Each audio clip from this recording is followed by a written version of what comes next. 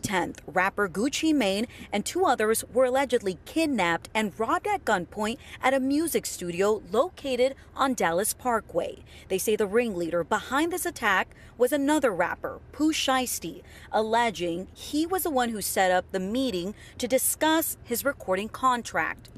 As alleged, Williams Jr. produced an AK-style pistol and forced one of the victims to sign a release from the recording contract at gunpoint.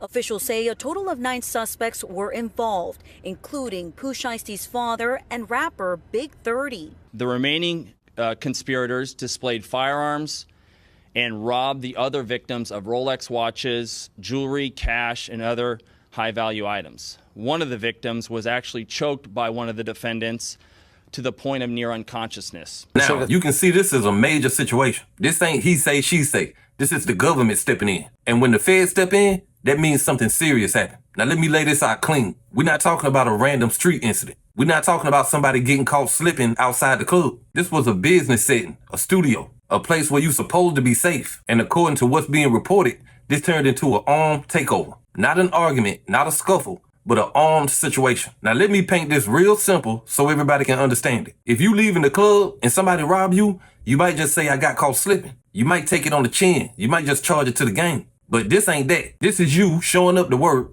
then walking into the break room, and there's people in there with AKs waiting for you. Weapons involved, no warning. This was a setup. And that's the part people are trying to skip over. Because when you set somebody up like that, you ain't just robbing them. You putting their life on the line. You could have got that man killed. You could have got everybody in that room hurt. And that's where this whole street code talk starts sounding crazy. And this is where I'm going to say something real clear. If what's being reported is true, this was a slime ball move by R.I.C.H. Then we said, I'm a retired police officer.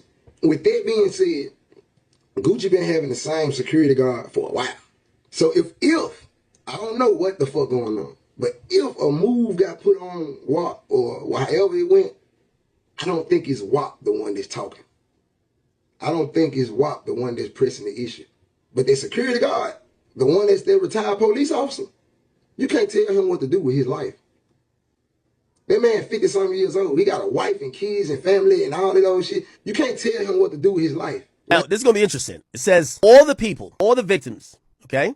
Roderick Davis, BP, that's Gucci's homeboy. Roderick Davis is Gucci. And MM, which is the white cameraman, they all identified right. So I'm going to be honest here. It appears that all of these guys cooperated and identified these people as being present during the offense. Gucci and the cameraman identified his Instagram account as CEO Big 30.